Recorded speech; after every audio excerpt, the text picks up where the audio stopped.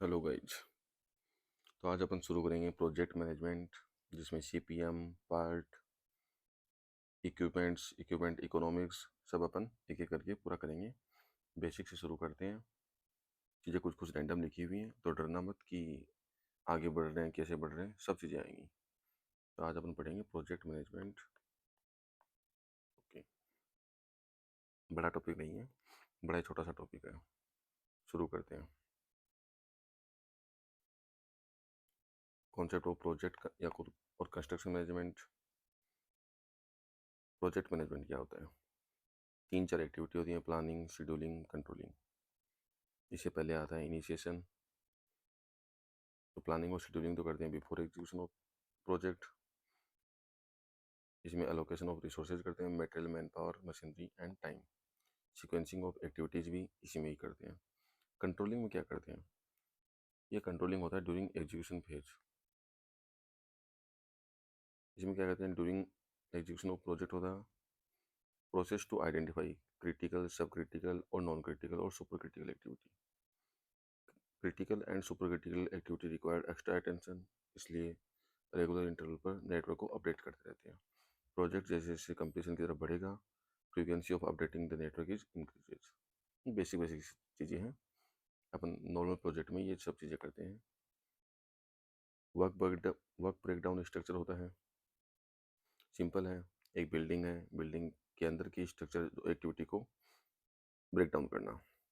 Wall two part, building के अंदर फिर सुपर स्ट्रक्चर, सब स्ट्रक्चर आएगा, फिर सुपर स्ट्रक्चर के पार्ट आएंगे, सब स्ट्रक्चर के पार्ट आएंगे, उनको एक्टिविटी में तोड़ना, वही होता है work breakdown structure. General to specific activity. उसके बाद क्या है?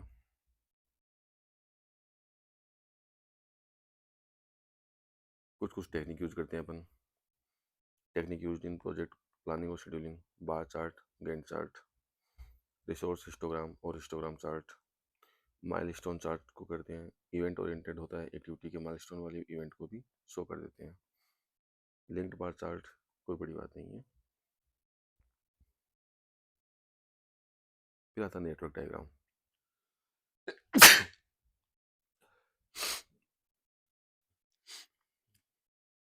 सॉरी, नेटवर्क डायग्राम को ड्रॉ करना। नेटवर्क डायग्राम को ड्रॉ करना सीखेंगे।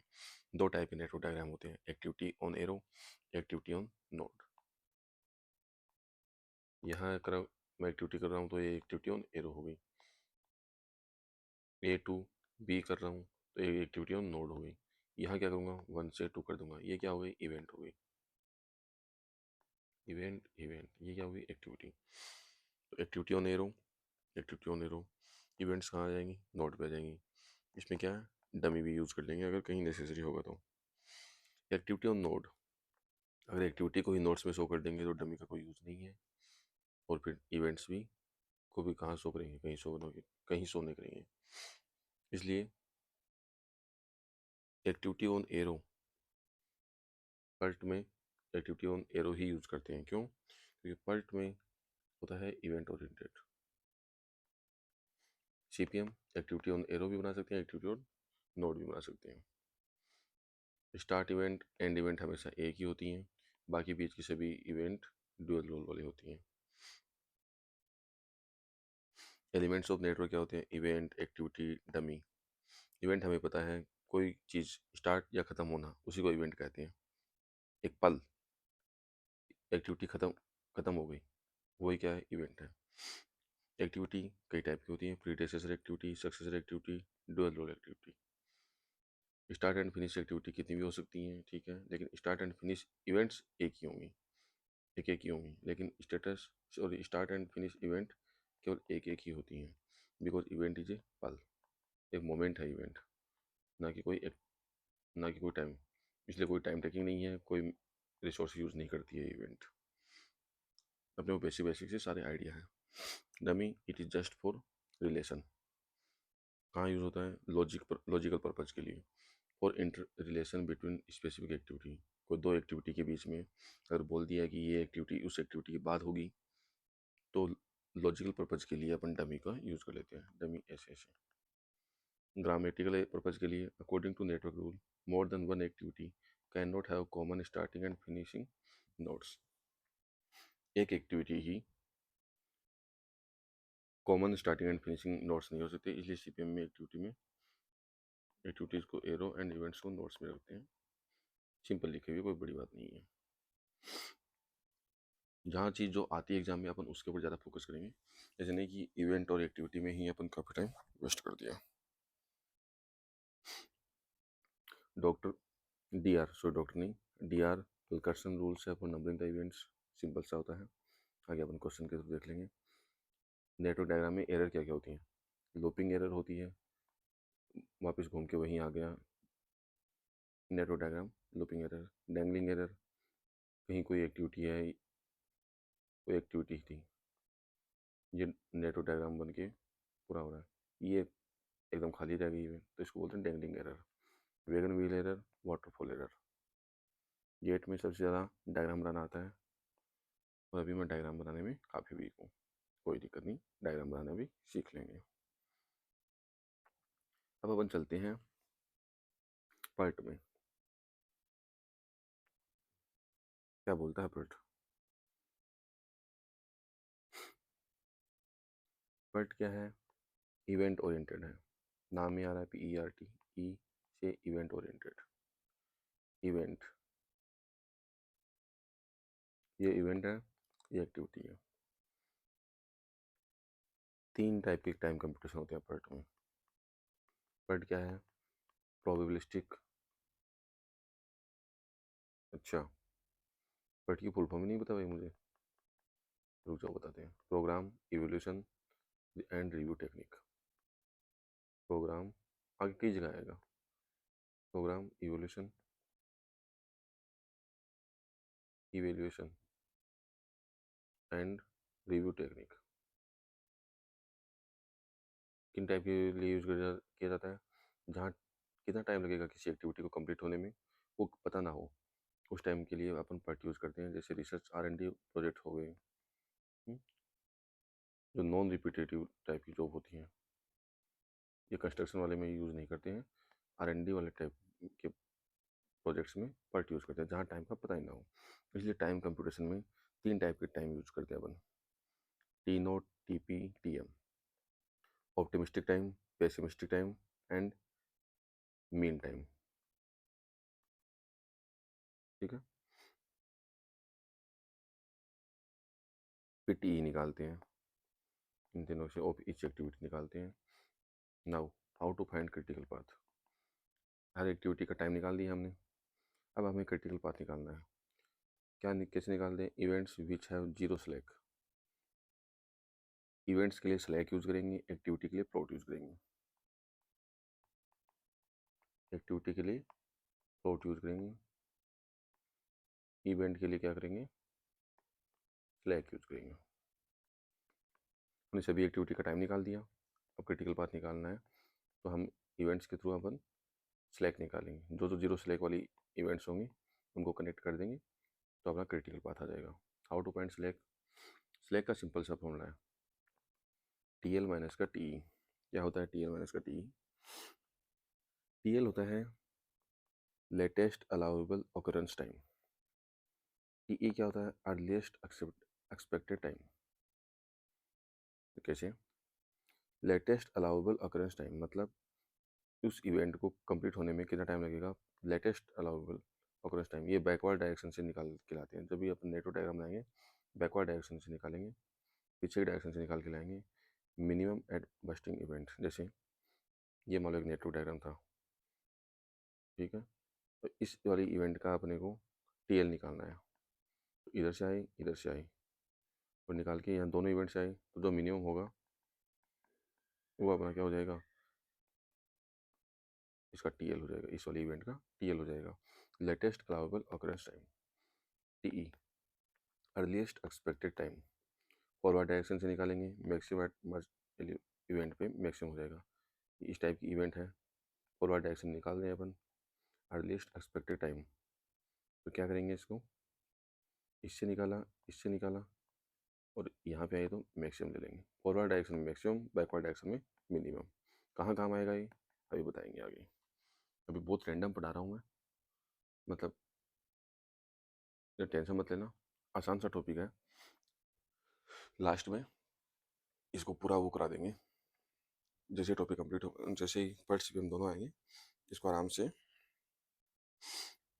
हम्म, वो पूरा करा देंगे कहाँ से कैसे चीज़ें लिंक हो रही हैं। पर्ट एंड सीपीएम दो टाइप चीज़ें हैं। पर्ट प्रोबेबिलिस्टिक है, CPM repetitive and construction and manufacturing type में जो रिपीटेटिव है जॉब है उनमें अपन सीपीएम का यूज़ करते हैं। जो प्रोबेबिलिस्टिक हैं जो पहली बार हो रही हैं उनको अपन प्रोबेबिलिस्टिक वाले है फिर पर्ट में यूज़ करेंगे। पर्ट में इवेंट ओरिएंटेड होगा, इसमें कभी कोई एक्टिविटी ख़त्म नहीं होती, इसमें माइलस्टोन बनते हैं कि हाँ अच्छा ये माइलस्टोन अचीव हो गया तो इवेंट बन गई ये, तो इसलिए पर्ट में इवेंट ओरिएंटेड होता है। समझ गए। न्यू और रिसर्च वाले projects, TE expected time of completion of any event, कैसे T note plus T P plus 4 TM/6। Idea है टी नोट ऑप्टिमिस्टिक टाइम का एक फैक्टर लेंगे, वह एक वेटेज लेंगे। टी पी पेसिमिस्टिक टाइम का 1 वेटेज लेंगे। T M main time, mean मत बोलो, इसको कुछ और नाम बोल देंगे, अभी टी एम ही बोलो। 40 इसका वेटेड एवरेज 4 लेंगे, एक weightage 2 weightage plus 4 weightage, total weightage कितना हो गया 6 वेटेज। ये हो गया टीई ऑफ एन एक्टिविटी। अब क्या होगा, वेटेड एवरेज ले लिया, ये मीन आ गया। टीई टाइम में उस एक्टिविटी को कंप्लीट होने के चांस, चांस की बात करेंगे यहाँ, प्रोबेबिलिटी की बात करेंगे, प्रोबेबिलिटी है पूरी ये, पर्ट मतलब प्रोबेबिलिटी वाला सिस्टम ही आएगा पूरा। 50% चांस है। डिस्ट्रीब्यूशन कौन सा करेगा, ये बीटा डिस्ट्रीब्यूशन, जो भी सारी एक्टिविटी है वो बीटा डिस्ट्रीब्यूशन को फॉलो करेंगी। इसमें वैल्यू को बाउंड कर दिया है कहाँ से, टी नोट से टीपी में, इसलिए कौन सा डिस्ट्रीब्यूशन हुआ है, बीटा डिस्ट्रीब्यूशन। ऑप्टिमिस्टिक से पेसिमिस्टिक टाइम के बीच में ही एक्टिविटी कंप्लीट होगी। टीएम का ज़्यादा चांस है इसलिए 4 का वेटेड एवरेज दे दिया है उसको।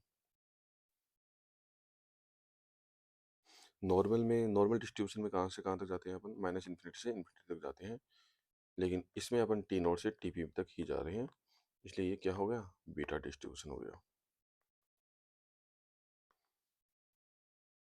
अब देखो पर्ट हर एक एक्टिविटी का बीटा डिस्ट्रीब्यूशन कैसा, बीटा डिस्ट्रीब्यूशन ऐसा, टी नोट से टीपी, हमने टीई निकाला, टी ही को क्या बोलेंगे, एवरेज बोलेंगे, और ये हाँ टीएम का नाम याद आ गया, मोस्ट लाइकली। टी नोट क्या था, optimistic time required for to complete an event या फिर to complete an activity. TP pessimistic time to complete an activity. TM ये हमें पता था कि मोस्ट लाइकली टाइम है कि इतने टाइम में कंप्लीट हो जाएगी, ये ऑप्टिमिस्टिक टाइम है, इसमें हमने कोई भी हिंड्रेंस नहीं लिया। पेसिमिस्टिक में हमने मैक्सिमम टाइम लिया, इसमें कुछ भी चीज़ें हो जाती है, कोई हिंड्रेंस आ गई, कोई और इश्यू आ गया, इस टाइम को लेके हमने टीपी कैलकुलेट कर लिया, टी नोट ले लिया, टीपी ले लिया, टीएम ले लिया। ये तीनों एग्जाम में दिए हुए आते हैं। इसे निकालना होता है अपने को, TE expected time, expected time to complete an activity, expected है अभी भी, ठीक है, टू कंप्लीट एन एक्टिविटी। कैसे निकालेंगे, टी वेटेड एवरेज से, टी नोट का 1 लिया, टीपी का 1 लिया, प्लस का कैसे 1 into T naught 1 into T P plus 4 time of T M divide by 6, क्या निकल के आ गया, टी ई निकल के आ गया। Expected completion time of an activity अभी भी एक्सपेक्टेड है, कितने चांस है इसका कंप्लीट होने का, इतने टाइम में कंप्लीट होने का चांस उस एक्टिविटी का 50% चांस ही है। कौन सा डिस्ट्रीब्यूशन फॉलो करेगी, बीटा डिस्ट्रीब्यूशन फॉलो करेंगे, सारी एक्टिविटी पर्ट में बीटा डिस्ट्रीब्यूशन को फॉलो करती हैं। क्यों करती हैं, क्योंकि हम टी नोट से टीपी तक ही जा रहे हैं इसमें, अगर माइनस इन्फिनिटी से इन्फिनिटी तक जाते तो अपना नॉर्मल डिस्ट्रीब्यूशन होता है, टी नोट से टी तक जा रहे हैं, ये है most likely time T M. और वेटेड एवरेज लेके निकालेंगे तो ये कहीं टाइम आता है टी ई, और इतने टाइम में या फिर इतने टाइम में कंप्लीट होने का चांस 50%। ये होगा beta distribution of an activity का। ठीक है, ये वेटेड एवरेज था टी, जिसको अपन म्यू बोल देते हैं मैथ की भाषा में। ठीक है, मोस्ट लाइकली। अब देखो, मीन एंड मोड अलग अलग होते हैं, अपने को बेसिक्स आइडिया है। मीन तो एवरेज हो गया, मीन तो हमने ये निकाल लिया, म्यू यानी टी, यही मीन है। मोड क्या होता है? मोड होता है कि जिस एक्टिविटी की जिस टाइम के अगेंस्ट मैक्सिमम प्रोबेबिलिटी है, तो यहाँ अपना हो जाएगा मोस्ट लाइकली वाला टाइम, क्या हो जाएगा, ये मोड हो जाएगा, मोस्ट लाइकली वाला टाइम मोड हो जाएगा। ये अपना मैथमेटिक्स है। तो मोड हो गया टी एम, मीन हो गया टी ई, ये हमने मीन निकाला ही है। अगर टी एम बराबर टी ई हो गए तो इसी को हम नॉर्मल बोल देंगे। अगर यहीं अपना एवरेज आ गया, टी अगर यही निकल के आ गया, जो भी निकल के नहीं आएगा, तो इसी को अपन क्या बोल देंगे, नॉर्मल बोल देंगे। जैसे देखो, एक्टिविटी के लिए हमने क्या क्या पढ़ लिया, एवरेज क्या होगा, टी ई, म्यू क्या हो गया, टी ई, कैसे निकाल लिया हमने, T note plus T P plus 4 times of T M divide by 6। एक एक्टिविटी का एवरेज टाइम निकाल लिया, एक्सपेक्टेड कंप्लीशन टाइम निकाल लिया, 50% चांस है इसके कंप्लीट होने के। अब हमने एक दो चीज़ें और क्या देखी, इसको इसे डिफाइन किया, टी टी ई माइनस का 3 टाइम्स ऑफ सिग्मा बराबर मान लिया हमने टी नोट ऑप्टिमिस्टिक टाइम, और टी ई में प्लस 3 सिग्मा ऐड कर दिया तो हमने मान लिया टी पी पेसिमिस्टिक टाइम। तो टी नोट और टी पी हमने ऐसे डिफाइन कर दिया कि टी ई ये है, इसमें से -3 सिग्मा गया तो क्या आ गया, टी नोट आ गया, इसमें +3 सिग्मा गया, क्या आ गया, टी पी आ गया। ये एक चीज़ याद रखनी है आपको, टी ई -3 सिग्मा बराबर टी नोट, टी +3 सिग्मा बराबर टी पी। इन्हीं दोनों से निकाल के अपन क्या निकालूंगा, सिग्मा निकालूंगा, दोनों को सम कर दूंगा, सॉरी दोनों को माइनस कर दूंगा, तो ये टी टी कैंसिल हो जाएगा, ये हो गया 6 सिग्मा बराबर का टी पी माइनस का टी नोट।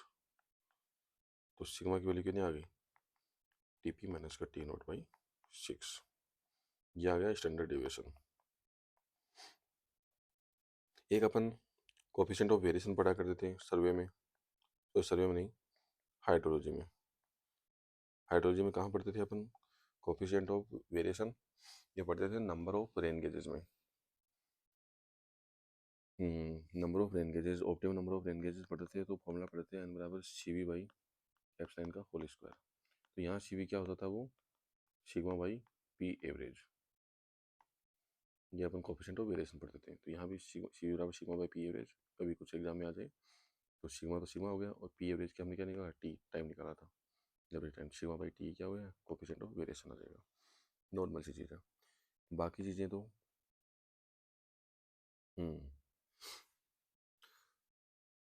माइनस सिग्मा से प्लस सिग्मा में, ये तो ठीक है, अभी आगे पढ़ेंगे ये चीज़। ये हमने एक एक्टिविटी के लिए पढ़ लिया। अब आता है PERT project as a whole.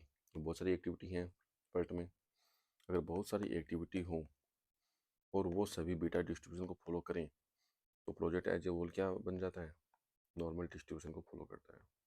बहुत सारी एक्टिविटी हैं और वो सब बीटा एक्टिविटी हैं, तो प्रोजेक्ट एज ए होल क्या बन जाएगा, नॉर्मल डिस्ट्रीब्यूशन बन जाएगा। तो टोटल प्रोजेक्ट का टाइम कैसे निकालेंगे, टी1 प्लस टी2 प्लस टी3, किसके अलाउ, क्रिटिकल पाथ के अलाउ, क्रिटिकल पाथ के अलाउ सबका सम कर देंगे जो भी एक्टिविटी है। ये हमने निकाली रखी है, कैसे निकाली है, हर एक एक्टिविटी का T naught 1 into T note plus 1 into T P plus 4 times of most likely time divide by 6। ये क्या हुआ था, टी ई 1 आ गया, expected completion time of first activity. जैसे दूसरी का निकालेंगे, जैसे तीसरी का निकालेंगे, सबको सम कर देंगे अलोंग क्रिटिकल पाथ, क्योंकि मेनली अपने को क्रिटिकल पाथ ही इंपॉर्टेंट है, क्योंकि यही इसी के अलोंग ही प्रोजेक्ट का ये मैक्सिमम पाथ है, मैक्सिमम टाइम रिक्वायर्ड, इसी के अलोंग मैक्सिमम टाइम आएगा, यही क्रिटिकल पाथ होगा। और इसी के अलोंग प्रोजेक्ट कंप्लीशन टाइम आएगा। Total duration of project T आ गया। अब इसकी भी चांस कितना है, 50% ही चांस है। Again as same of the each activity. T time में भी प्रोजेक्ट के कंप्लीट होने का चांस कितना है, 50% ही है। एक एक्टिविटी के लिए भी 50% चांस था उस एक्टिविटी को कंप्लीट होने का टी1 टाइम में, ऐसे ही पूरे प्रोजेक्ट का टी टाइम में कंप्लीट होने का चांस भी कितना है, 50% है। ओके, अब एक मैथ में, चलो, और इस चीज़ थ्योरी को क्या बोलते हैं अपन, सेंट्रल लिमिट थ्योरम। बहुत सारी एक्टिविटी अगर बीटा डिस्ट्रीब्यूशन को फॉलो कर रही हैं तो प्रोजेक्ट एज ए होल क्या फॉलो करेगा, नॉर्मल डिस्ट्रीब्यूशन फॉलो करेगा। अब क्या था, सेंट्रल लिमिट थ्योरी में एक चीज़ और बोलते हैं कि मैथ्स में जैसे वेरिएंस डायरेक्ट ऐड होता है तो पहले हमेशा वेरिएंस निकालो, सिग्मा स्क्वायर। क्या निकाला हमने, जैसे वेरिएंस निकालना ये बता देता हूँ आपको।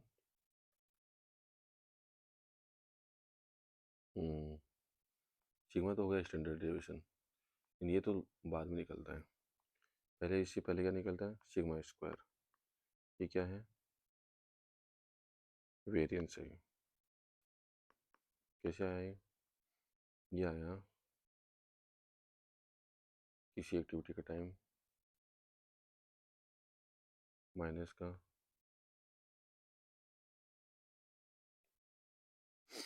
रुको, इसको भी कैसे करेंगे, इसको भी आगे देखते हैं। था तो सिंपल सा चीज़ें। मैथ्स में वेरिएंस डायरेक्ट ऐड होता है तो इसमें अपने को इसके अगेंस्ट अपने को अगर पूरे प्रोजेक्ट का अगर अपने को स्टैंडर्ड डेविएशन पूछा है तो अपन सिग्मा बराबर सिग्मा 1 प्लस सिग्मा 2 नहीं करेंगे, पहले सिग्मा स्क्वायर ऐड करेंगे अपन। ये डायरेक्ट ऐड होता है, ये भी सेंट्रल लिमिट थ्योरम का पार्ट है। ठीक है, तो सिग्मा स्क्वायर बराबर sigma 1 square plus sigma 2 square plus sigma 3 square ऐसे ऐड करेंगे।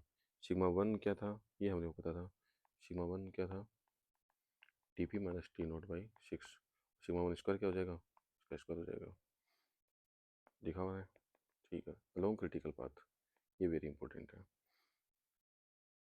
इंपॉर्टेंट पैरामीटर आ गया। अब सिग्मा स्क्वायर आ गया, पूरे प्रोजेक्ट का सिग्मा निकालना है, इसका रूट कर देंगे तो स्टैंडर्ड डेविएशन आ गया। अब अगर दो क्रिटिकल पाथ है और टोटल कंप्लीशन टाइम दोनों क्रिटिकल पाथ का सेम है, क्या है टी, ये प्रोजेक्ट का कंप्लीशन टाइम है, तो दोनों का सेम है, लेकिन सिग्मा और सिग्मा स्क्वायर डिफरेंट है। एक डिफरेंट होगा, दूसरा भी डिफरेंट ही होगा। सिग्मा स्क्वायर निकाला, वो डिफरेंट आ गया दोनों, दोनों क्रिटिकल पाथ का। टी सेम है, तो अपन कौन से क्रिटिकल पाथ मानेंगे, उसको मानेंगे जिसका सिग्मा और सिग्मा स्क्वायर ज़्यादा हो। क्यों, क्योंकि अगर सिग्मा ज़्यादा है, स्टैंडर्ड डेविएशन ज़्यादा है, मतलब वो अपने पास अपने डेविएशन ज़्यादा कर रहा है, मतलब उसमें लेट होने के, डिले होने के चांसेस ज़्यादा हैं, डेविएशन ज़्यादा है उसमें, तो उसमें रिक्वायर्ड एक्स्ट्रा अटेंशन की रिक्वायरमेंट होती है। इसलिए जो जिसका सिग्मा या सिग्मा ज़्यादा होता है, सिग्मा या सिग्मा स्क्वायर, एंड टी मान लो दो इवेंट्स, दो प्रोजेक्ट्स का सेम है, दो प्रोजेक्ट नहीं, क्या है ये है दो क्रिटिकल पाथ है। एक ही प्रोजेक्ट में दो क्रिटिकल पाथ आ गए, नेटवर्क डायग्राम बनाया, दो क्रिटिकल पाथ आ गए। कैसे आए दो क्रिटिकल पाथ, दोनों का टी सेम आ गया। अब हम किसको क्रिटिकल पाथ माने, उसको मानेंगे जिसका सिग्मा और सिग्मा स्क्वायर ज़्यादा आ। क्यों, क्योंकि ये लिस्ट रिलायबल है, इसको हमें एक्स्ट्रा अटेंशन देने की रिक्वायरमेंट पड़ेगी। ये इसका कॉन्सेप्ट है एक। अब देखो क्या क्या चीज़ें हैं, और ये नॉर्मल डिस्ट्रीब्यूशन आ गया। अब नॉर्मल डिस्ट्रीब्यूशन में कैसे टाइप के क्वेश्चन आते हैं, एक ये नॉर्मल स्टैंडर्ड डेविएट है, इसका एक फॉर्मूला याद कर लो।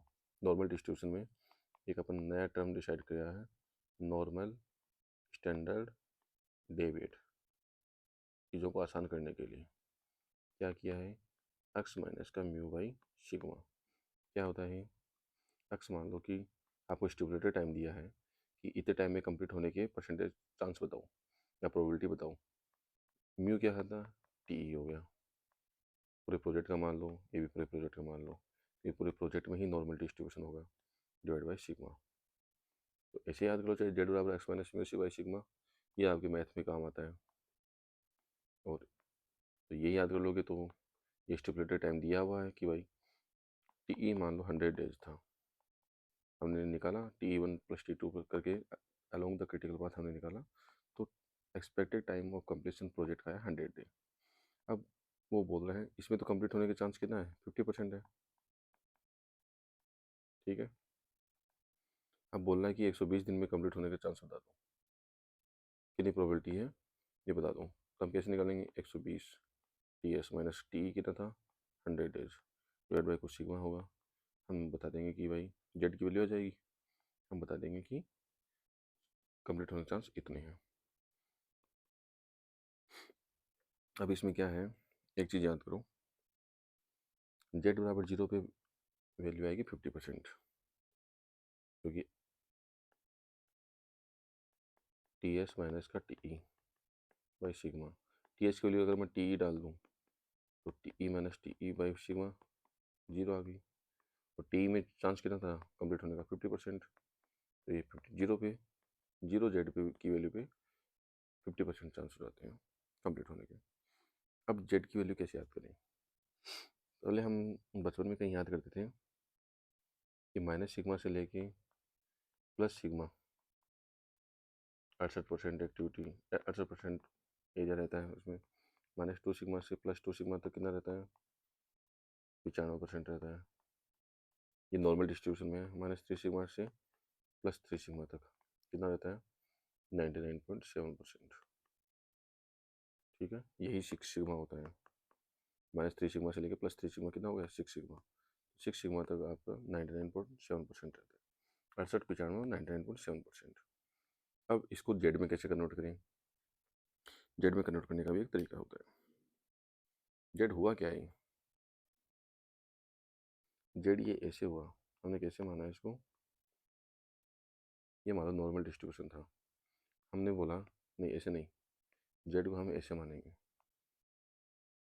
इसको मान लिया हमने जेड, हमने एक नया ग्राफ बना दिया, या फिर ऐसे मान लो ऐसे ग्राफ था, हमने बोला कि नहीं मैं एक नया डिसाइड कर रहा हूँ जेड, यहाँ पे आएगा जेड, सेंटर पॉइंट में यहाँ डिसाइड करूँगा, और यही है x minus mu by sigma. Minus sigma से प्लस सिग्मा तक कितना था, 68% था। -2 सिग्मा से +2 सिग्मा तक कितना था, 95% था, ये हमें याद है। -3 सिग्मा से +3 सिग्मा तक 97.7% याद है। अब क्या हुआ,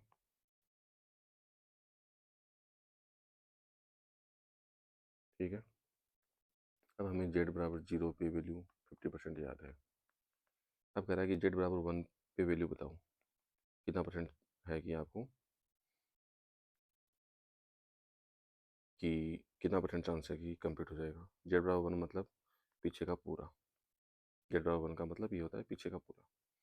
तो कैसे हुआ, 50% तो आ गया, प्लस ये माइनस सिग्मा से प्लस सिग्मा वाले का आधा है, 68/2, पूरे का माइनस सिग्मा से प्लस सिग्मा तक कितना था 68%, उसका आधा, 50 + 34 कितना हो गया, 84%। जेड बराबर 1 पे वैल्यू कितना हो जाएगी, 84%। जेड बराबर 2 पे बताओ, एट जेड बराबर 2 पे कितनी आ जाएगी वैल्यू, 50% तो यहाँ जेड बराबर 0 तक हो गई, जेड बराबर 2 तक कितनी आएगी, 95%/2, कैलकुलेट करके निकालेंगे। जेड बराबर 3 पे वैल्यू बताओ, 50% तो जेड बराबर 0 पे हो गई, प्लस 99.7/2, इसे करके हम जेड बराबर 3 पे वैल्यू निकालेंगे। अब आया था जेड बराबर -1 पे वैल्यू बताओ, जेड बराबर -1 पे इतनी वैल्यू आएगी, तो कितनी आएगी, 50% माइनस ये इसका आधा, ये आधा माइनस कर दूंगा, -1 तक कितना आएगा, 68/2, 50 माइनस का 34, कितना आ जाएगा, 16%। ऐसे करके अपन जेड से चीज़ आसान हो जाती है। ये सिग्मा की वैल्यू पे लिखा हुआ है, सिग्मा -1 से +1, 68, 95, 99.7, और जेड की वैल्यू पे निकालना है तो 50 + 68/2, 50 + 95/2, 50 + 99.7/2, ऐसे करके आ जाती है। बस यही याद करना है, ये जेड वैल्यू नहीं है, सिग्मा की वैल्यू है। ये क्या, सॉरी, ये सिग्मा है, सिग्मा माइनस सिग्मा से प्लस सिग्मा तक 68% in normal distribution, normal distribution में सिग्मा की वैल्यू माइनस सिग्मा से प्लस सिग्मा तक 68, -2 से 2 95, और minus 3 sigma C plus 3 sigma तो 99.7%। यही तो 6 सिग्मा होता है। ठीक है, जेड के लिए अपन इसे निकाल लेंगे। माइनस होगा तो माइनस कर देंगे, प्लस होगा तो आगे ऐड कर देंगे। ठीक है, ये सब कैलकुलेट करके बताया हुआ है। इवेंट के लिए स्लैक यूज़ करेंगे, एक्टिविटी के लिए फ्लोट यूज़ करेंगे। क्रिटिकल एक्टिविटी के लिए स्लैक 0 होना चाहिए, इधर फ्लोट 0 होना चाहिए। ठीक है, ये क्रिटिकल पाथ के लिए अगर कोई चीज़ आए, इवेंट वाला डायग्राम है तो स्लैक 0, एक्टिविटी वाला है तो फ्लोट निकालेंगे, वो 0 कर देंगे। बहुत ही रैंडम चल रहा हूँ मैं गाइज, ये मुझे पता है। मुझे थोड़ा सा लग रहा है कि ये काफ़ी रैंडम हो गया, लेकिन कोई दिक्कत नहीं, अपन कर ले जाएंगे। कई बार चीज़ें जो पढ़ी हुई होती है ना, तो उसको थोड़ा सा उल्टा पुल्टा पढ़ो ना, तो ज़्यादा चीज़ें समझ में आती हैं। एकदम लकीर का फिक्र नहीं बनना होता, रैंडम पढ़ो, ये आसान होगी, लिंक अच्छी होगी। अब पार्ट में क्या होता है, कॉस्ट हमेशा डायरेक्टली प्रोपोर्शनल टू टाइम, क्योंकि सारी कॉस्ट इसमें टाइम के बेसिस पे ही है। टाइम ज़्यादा लगेगा, आपकी कॉस्ट बढ़ जाएगी। टाइम कम लग रहा है, आपकी कॉस्ट कम हो जाएगी। सारी कॉस्ट इनडायरेक्ट होती हैं, क्योंकि कहीं कोई प्रोजेक्ट, कोई कंस्ट्रक्शन नहीं चल रहा है, आप रूम पे बैठे काम कर रहे हो, आप R&D वाला प्रोजेक्ट कर रहे हो, आपको टाइम जल्दी ख़त्म कर दिया, R&D रिसर्च जल्दी ख़त्म कर दी, कॉस्ट कम लगेगी। ज़्यादा टाइम लगा दिया, कॉस्ट ज़्यादा लग जाएगी। सारी कॉस्ट इनडायरेक्ट होती है। इनडायरेक्ट कॉस्ट क्या होती है, सीधी, ये इनडायरेक्ट कॉस्ट ही यहाँ टोटल कॉस्ट होती है पार्ट में। अब पार्ट, अब क्या है, CPM अपन क्या करेंगे, ये आगे पढ़ लेंगे, बहुत बार आएगा ये चीज़ें। जैसे इसका क्वेश्चन कैसे आता है 2017 में गेट में एक नंबर का क्वेश्चन आया सेट 2 में। For a construction project the mean and standard deviation of the completion time 200 days, तो मीन दे दिया, स्टैंडर्ड डेविएशन कितना दे दिया, 6.1 डेज दे दिया। Assume normal distribution and use the value of standard normal deviate, Z की value दे दी 1.64 confidence level. The maximum time required in days for the completion of the project would be. क्या बताया हमने, जेड बराबर standard normal deviate का formula, Z बराबर X minus mu by sigma कर लो। साथ में मैथ पढ़ रहे हो तो ये फॉर्मूला ज़्यादा काम आता है। बाकी अपने को एक्स की वैल्यू क्या हुई, टी एस जो दिया हुआ है स्टिपुलेटेड टाइम, म्यू की वैल्यू एवरेज वाला time, T E expected completion time, अपन का सिग्मा बराबर का जेड दिया हुआ है। जेड का वैल्यू 1.64 दी हुई है 95% के लिए, इंटू सिग्मा करूँगा मैं, ये इधर ले जाऊँगा, सिग्मा की वैल्यू 6.1 डेज दी हुई है, क्या दिया हुआ, और कंप्लीशन टाइम दिया हुआ टी, तो कह रहा है टी एस कितना चाहिए, टी एस निकाल ले जाऊँगा, maximum time required for completion of the project, T S की वैल्यू कितना जाएगी, 200 डेज आ जाएगा। ये स्टिपुलेटेड कंप्लीशन, ये स्टिपुलेटेड टाइम है। 210 दिन में 95% मेरा कॉन्फिडेंस लेवल है, या फिर 95% प्रोबेबिलिटी के साथ मैं कंप्लीट कर दूंगा, क्योंकि 200 दिन में मेरा कंप्लीशन होने का गारंटी तो मेरी 50% ही है। 210 दिन में कितनी हो जाएगी, 95% हो जाएगी। बस इसका यही मतलब है। मैथ्स पढ़ने के बाद टेक्निकल कितना सिंपल हो जाता है। जेड बराबर X minus mu by sigma, Z की वैल्यू दी हुई है, एक्स की वैल्यू पूछी है, म्यू की वैल्यू दी हुई है, सिग्मा की वैल्यू दी हुई है, तो एक्स की वैल्यू 210 दिन आ जाती है, standard normal deviate. Okay,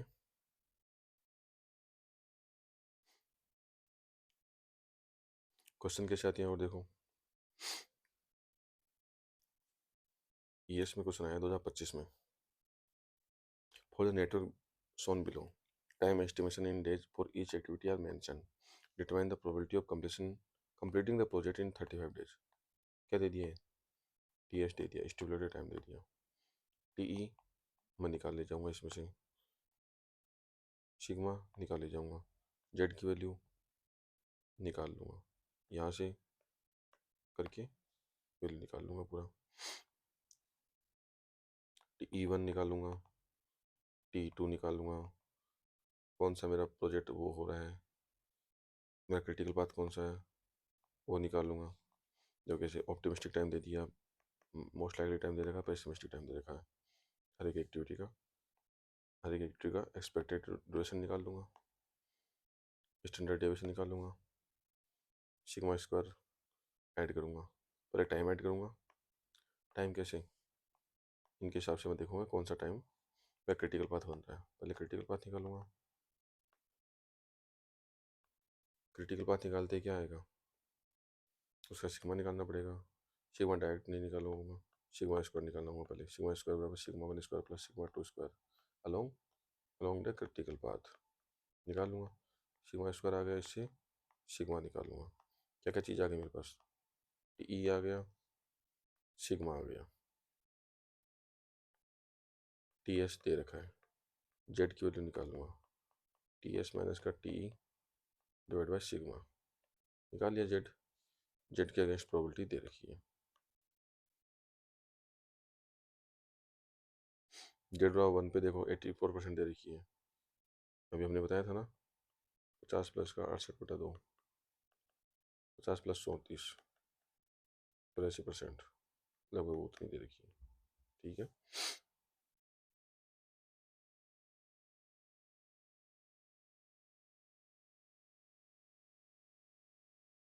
2023 में क्वेश्चन आया है, optimistic most likely time, pessimistic time. एक एक्टिविटी का टी निकाल लूँगा, T1 T2 T3 डायग्राम बनाऊँगा। क्या निकाल लेंगे, क्रिटिकल पाथ निकाल लेंगे। क्रिटिकल पाथ निकालते क्या करूँगा, सेंट्रल लिमिट थ्योरी से सिग्मा स्क्वायर निकाल लूँगा। Along the critical path sigma one square plus sigma two square plus sigma three square. फिर सिग्मा स्क्वायर से क्या निकालूंगा, सिग्मा निकाल लूँगा। यही है standard division. Draw the network of project कर लेंगे draw. Find the expected duration and variation of each activity, variance of each activity निकालेंगे। वेरिएंस पूछा है, यानी सिग्मा स्क्वायर की वैल्यू पूछी है। एक्सपेक्टेड ड्यूरेशन हर एक एक्टिविटी का पूछा है, T1 2 3 पूछे हैं। What is the expected project length, critical path पूछा है। टी पूछा है, कैपिटल टी कर लेंगे। What is the probability that the project will be complete at least 3 month earlier than the expected time. Probability पूछी है, 3 महीने पहले की पूछी है। टी आया, ठीक है। टी एस कैसे आएगा, टी माइनस का 3 महीने, यानी दिन में आ जाएगा तो 180 दिन। टी एस आ गया। सिग्मा की वैल्यू मेरे पास आ रखी है, कैसे, सिग्मा स्क्वायर से सिग्मा की वैल्यू निकाल ली। फिर क्या निकाला, जेड निकाल लिया, x minus mu by sigma से, तो इसको निकाले जाएंगे। What will be the time required for 95% probability of its completion. इस बार 95% प्रोबेबिलिटी दे दी, 95% प्रोबेबिलिटी दे दी, तो वो मतलब जेड की वैल्यू उसने दे दी। टी एस पूछा है इसने, टी और सिग्मा अपने पास रखे हुए हैं। 95% प्रोबेबिलिटी के लिए इसने वो टेबल नहीं दी इस बार।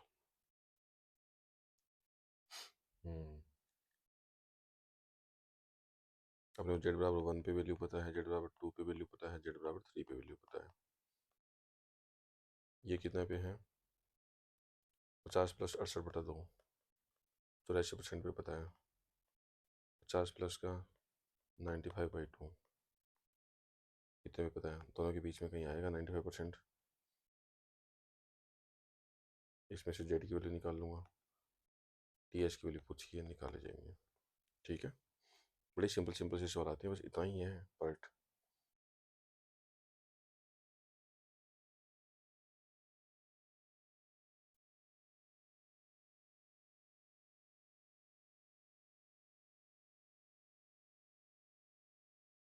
Optimistic time, most likely time, pessimistic time पूछा है, दिया हुआ है, सॉरी, निकाल लेंगे। क्या निकाल लेंगे, 3 टाइम एस्टिमेट दिया हुआ है। इसका T1 निकाल लेंगे, क्रिटिकल बिल्डिंग, इसका T2 निकाल लेंगे। Determine the expected time for completion of each building, also analysis which building has most more reliable time estimate. इसका निकाल लिया। फिर सिग्मा निकाल लेंगे,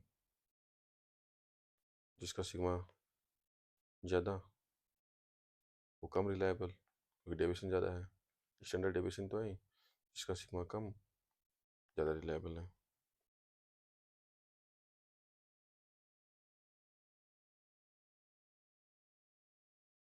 कुछ कुछ पूछा है इसने, ऑप्टिमिस्टिक टाइम के बारे में पूछा है, पेसिमिस्टिक टाइम के बारे में पूछा है। क्या होता है optimistic time, shortest possible time है in which an activity can be completed under ideal condition. ये आइडियल कंडीशन में है। पेसिमिस्टिक टाइम ये अंडर कहाँ गया, if everything went wrong and abnormal situation prevailed. Okay,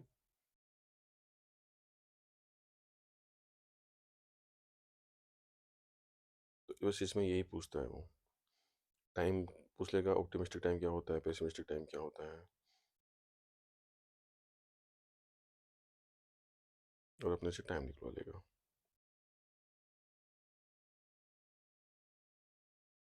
Z वाला फॉर्मूला सीख गए तो आपको कोई नहीं रोक पाएगा चीज़ों में।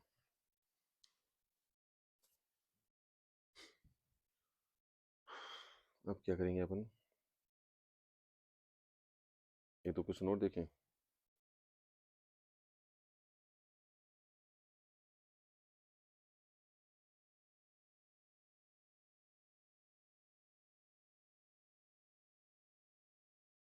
देखो इसमें सिग्मा की वैल्यू दे दी, वेरिएंस 15 दिया हो तो सिग्मा की वैल्यू दे दी, टी 72 वीक गिवन है। क्या पूछा है, work out number of week within which project is expected to completed with the probability of 50%, 80% and 98%। और इन सब के लिए 80% और 98% के लिए जेड की वैल्यू दे दी। 50% के लिए अपने को जेड 0 पता है। 50% तो क्या आ जाएगा, टी एस बराबर का टी ई आ जाएगा। 80% के लिए जेड की वैल्यू दे रखी है और अपन सब की वैल्यू दे रखी है, निकाले जाएंगे। आसान आसान सी चीज़ें पूछता है। T nought optimistic time, T V pessimistic time, T am most likely time. यही क्या हो जाता है, मोड हो जाता है, क्योंकि सबसे ज़्यादा फ्रीक्वेंसी इसी की है। यहाँ कहीं आएगा T E expected completion time of an activity, activity के लिए चल रहे हैं। ठीक है, आगे अपन इनको और भी पढ़ेंगे, अभी के लिए चलते हैं। अपन थोड़ा सा आसान की तरफ चलते हैं, अब बेसिक बेसिक चीज़ों की तरफ। क्या होते हैं बेसिक बेसिक चीज़ें, अपन चलते हैं टेंडर की तरफ। टेंडर क्या होता है, पहले एक बार पार्ट पढ़ लिया, थोड़ा सा चीज़ें दूसरी डायरेक्शन में चल लेते हैं, फिर वापस सीपीएम पार्ट पे आ जाएंगे, वहाँ तो आना ही आना है। टेंडर क्या होता है, काम करवाने के लिए पब्लिक इन्विटेशन को ही क्या बोलते हैं अपन, टेंडर बोलते हैं।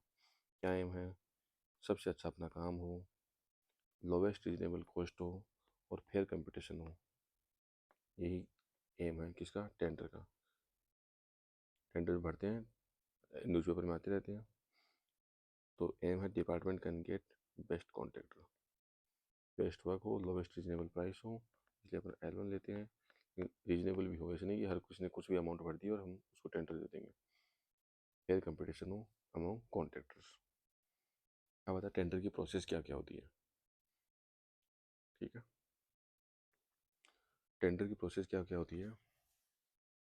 डिपार्टमेंट पहले नोटिस निकालता है कि मुझे ये काम करवाना है, किसके through, NIT, notice inviting tender. मुझे एक नोटिस निकाला बाई इनवाइटिंग द टेंडर्स कि हमारे डिपार्टमेंट में काम आया है, किसी को कुछ काम भरना है, भर दो, नोटिस इनवाइटिंग टेंडर NIT आ गया। कॉन्ट्रैक्टर्स बिड सबमिट करते हैं, अपनी बोली सबमिट करते हैं। बिड सबमिट मतलब कि भाई मैं इतने रुपए में काम कर सकता हूँ।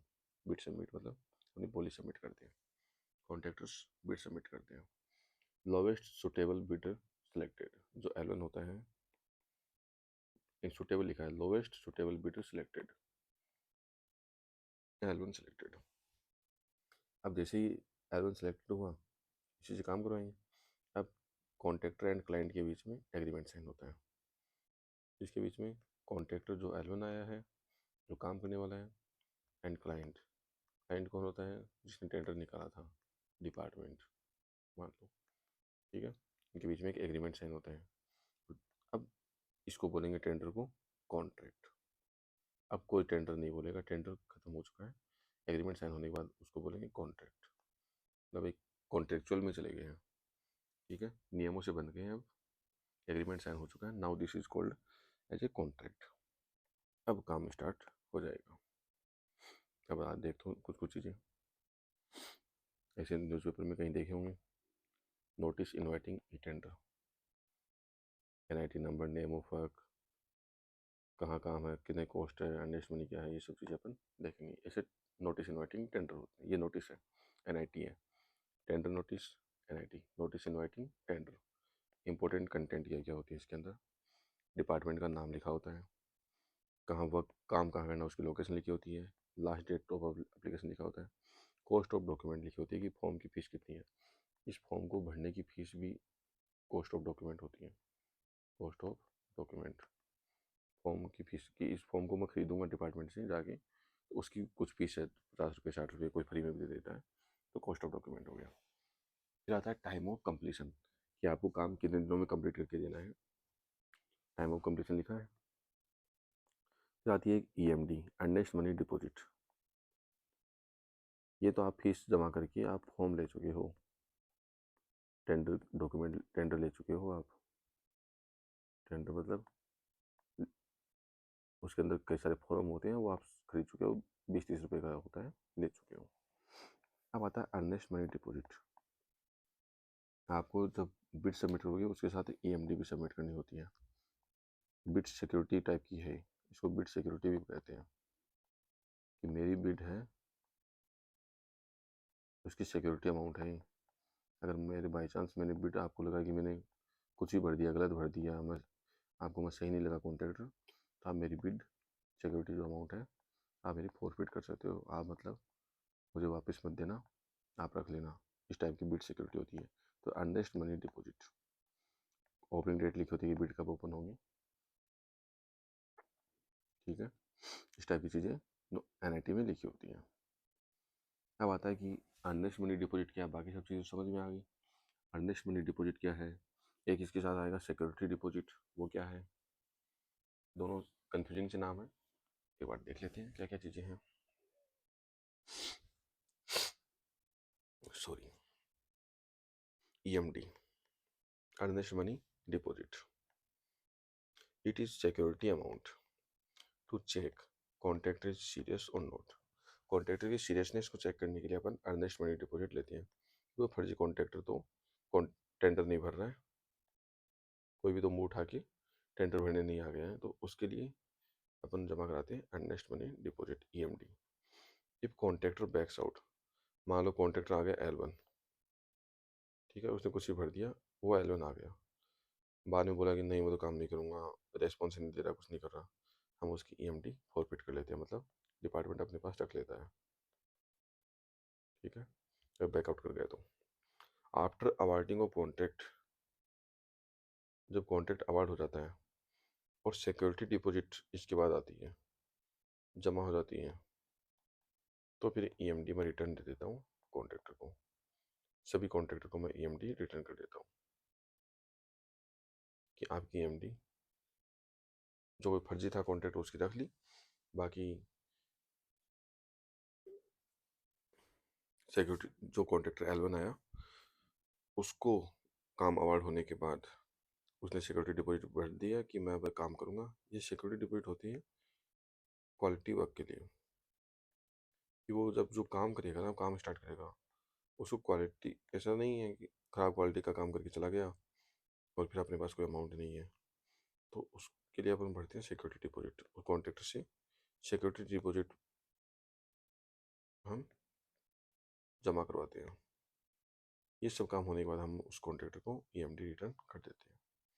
क्या होता है सिक्योरिटी डिपॉजिट, देखो, क्वालिटी ऑफ वर्क चेक करने के लिए सम अमाउंट ये deposited to department and after inspection of work, ये क्या कर दी जाती है, रिटर्न कर दी जाती है।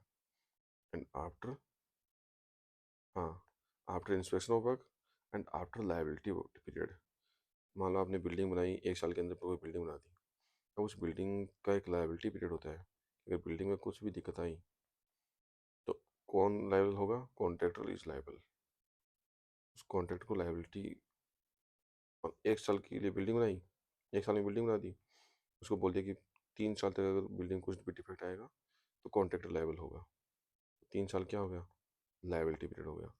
3 साल कंप्लीट होने के बाद हमने काम को पूरा इंस्पेक्शन चेक कर लिया, लायबिलिटी पीरियड भी खत्म हो गया, तो हम सिक्योरिटी डिपॉजिट को रिटर्न कर देते हैं कि हमारा काम पूरा हो गया, सिक्योरिटी जो डिपॉजिट थे अब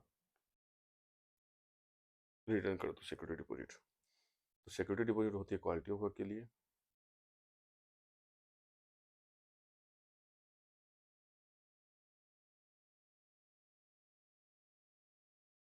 तो ये अपना हो गया सिक्योरिटी डिपॉजिट एंड ईएमडी।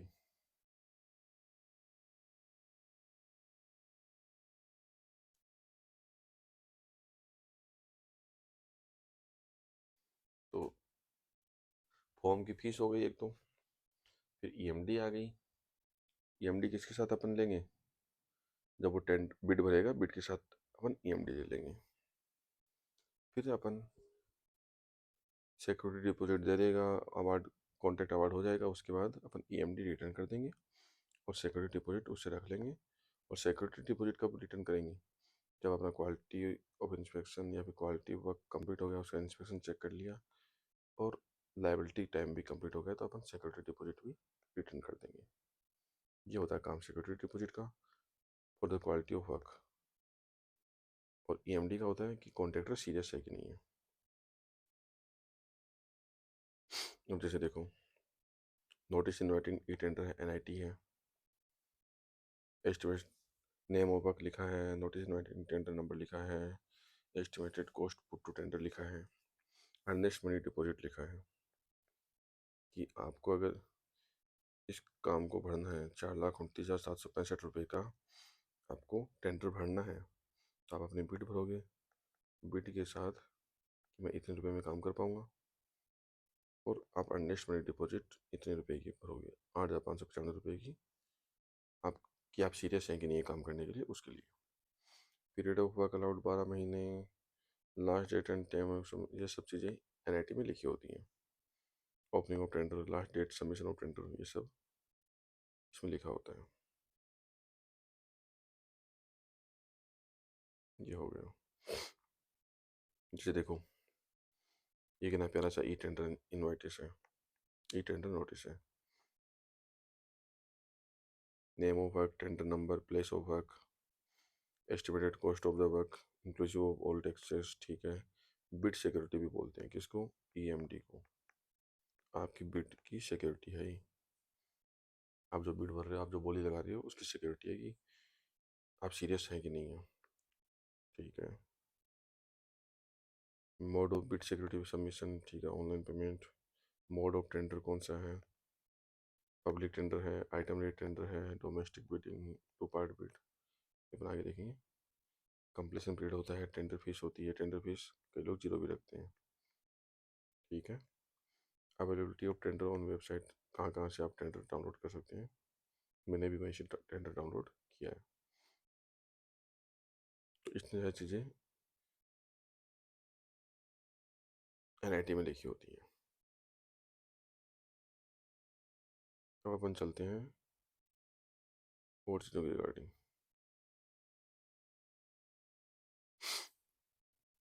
आजकल ऑनलाइन बिडिंग होने लग गई, यानी ई बिडिंग या ई टेंडरिंग होने लग गया। क्या है ई टेंडरिंग, ई बिडिंग? बड़ा ही सिंपल सा कॉन्सेप्ट है, सब चीज़ों को ऑनलाइन ले आए। डिपार्टमेंट ऑनलाइन डालेगा चीज़ें को वेबसाइट के ऊपर, या तो वो टेंडर विजार्ड होता है,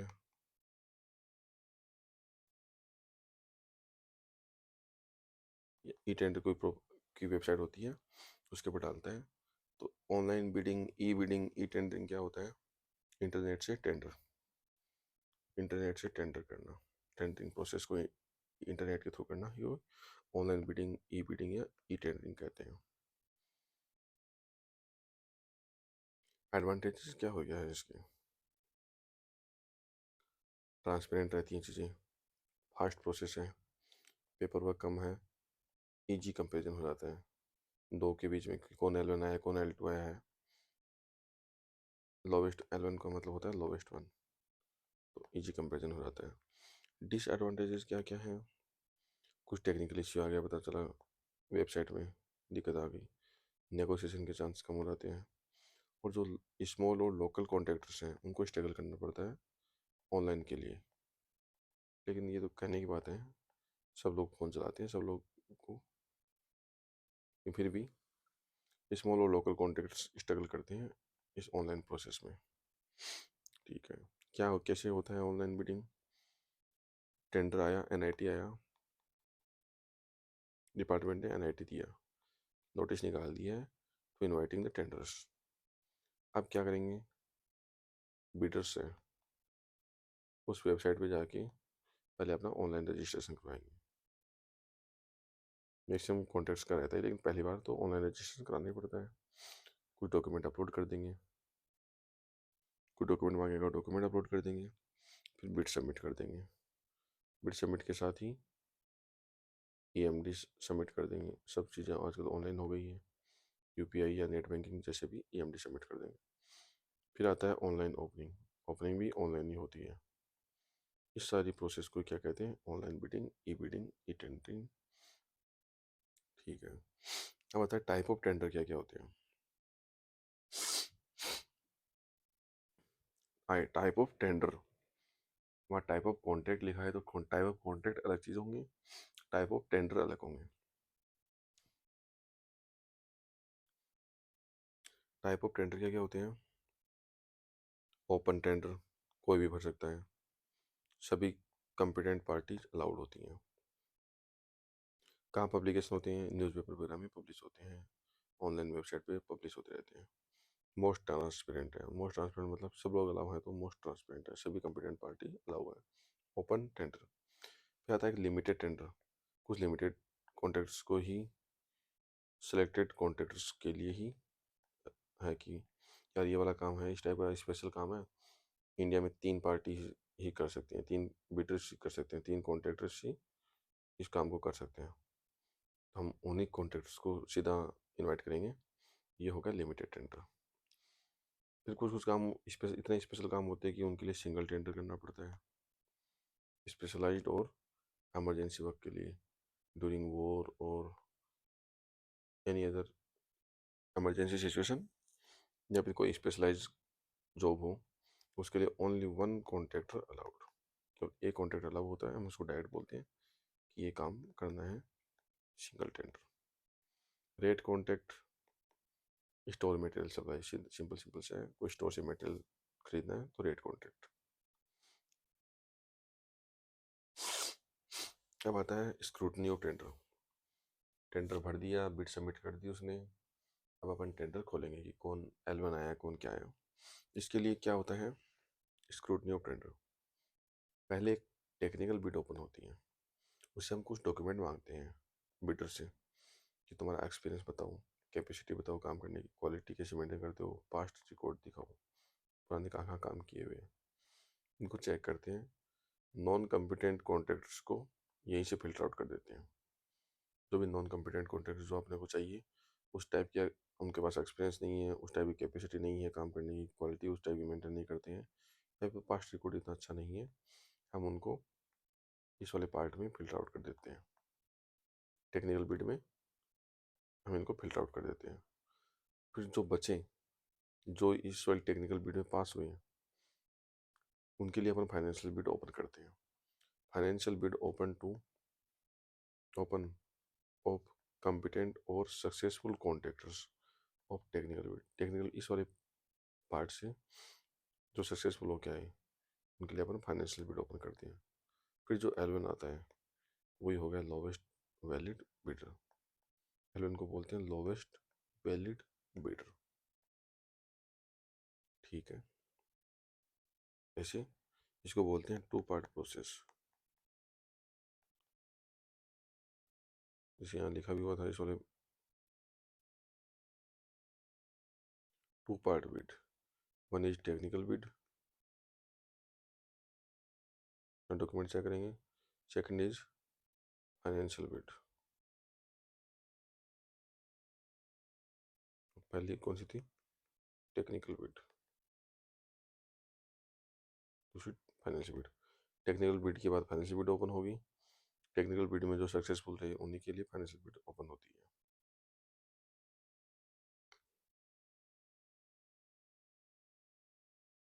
टेंडर जैसे एक्सेप्ट हो जाता है, एग्रीमेंट बन जाता है, लीगल एग्रीमेंट होता है, लीगली बाइंडिंग होती है दोनों पार्टियां, और इसी को अपना आप से बोलेंगे कॉन्ट्रैक्ट। अब से कोई टेंडर नहीं बोलेगा, एक बार लीगल एग्रीमेंट बन गया, अब हो गया कॉन्ट्रैक्ट। ओनर प्लस कॉन्ट्रैक्टर का लीगल प्रोमिस, कोई क्या बोलते हैं, कॉन्ट्रैक्ट। ये कुछ किताबी लैंग्वेज है। Essential of valid contract. Valid contract में क्या क्या इसेंशियल चीज़ें होनी चाहिए। Must have these conditions. क्या? पहला है ऑफर। आपने डिपार्टमेंट ने पहले प्रपोजल दिया, नोटिस इनवाइटिंग टेंडर दिया, तो वो हो गया, उसको ऑफर बोलते हैं। यही चीज़ होती है प्रपोजल, आओ काम करो। एक्सेप्टेंस, कॉन्ट्रैक्टर बोला मंजूर है, मैंने एक्सेप्ट करता हूँ। फ्री कंसेंट होना चाहिए, कोई किसी के ऊपर दबाव नहीं बनाएगा, फ्री कंसेंट। कंपिटेंट पार्टीज होंगी, लीगल कैपेसिटी, ठीक है। लॉफुल ऑब्जेक्ट, मतलब हम उससे लीगल वर्क ही करवाएंगे, ऐसे नहीं कि हमने लिखा था कुछ और, काम करवाने लगे कुछ और। इलीगल एक्टिविटी नहीं करेंगे, लीगल वर्क ही करवाएंगे, लॉफुल ऑब्जेक्ट। इसलिए इसको बोलते हैं essential of valid contract. Offer, acceptance, उसने पहले डिपार्टमेंट ऑफर देता है, एनआईटी निकाल के एक्सेप्ट होता है, फिर आता है free consent, competent parties and lawful object.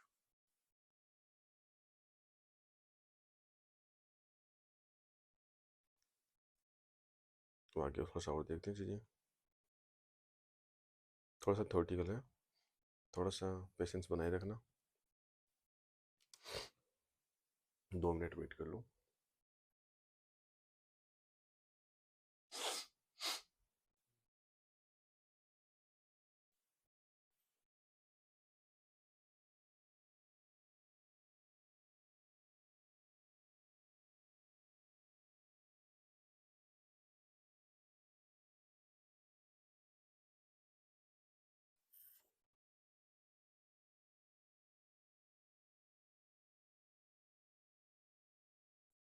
ये भी थोड़ा सा थ्योरेटिकल पार्ट चल रहा है, आगे न्यूमेरिकल वगैरह आएंगे अगले पेज में। इस अगले पेज में क्या आएंगे, इसी में ही आ जाएंगे। देखो गेट के सारे क्वेश्चन, गेट इतने टाइप के क्वेश्चन पूछता है। क्या है इसमें, डायग्राम बनाना है, बस आपको डायग्राम बनाना आना चाहिए, सब में डायग्राम बनाना है, और डायग्राम बनाने की अपने को टेक्निक आ गई है।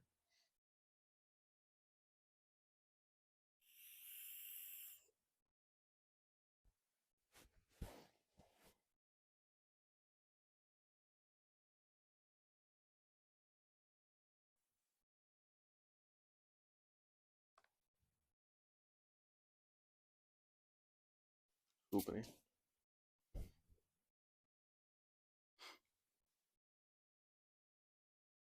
अब जो कॉन्ट्रैक्ट डॉक्यूमेंट होता है, उसमें क्या क्या होता है। हमने टेंडर दिया, नोटिस इनवाइटिंग टेंडर में पहले टेंडर बोला, L1 आ गया, हमने 2 पार्ट प्रोसेस किया, जैसा लिखा था 2 पार्ट प्रोसेस होगी, 2 पार्ट बिडिंग होगी, करके हमने L1 बना दिया। इनके बीच में एग्रीमेंट हो गया, दोनों के बीच में, किसके बीच में, कॉन्ट्रैक्टर प्लस क्लाइंट के बीच में। अब अपन इसको बोलेंगे कॉन्ट्रैक्ट।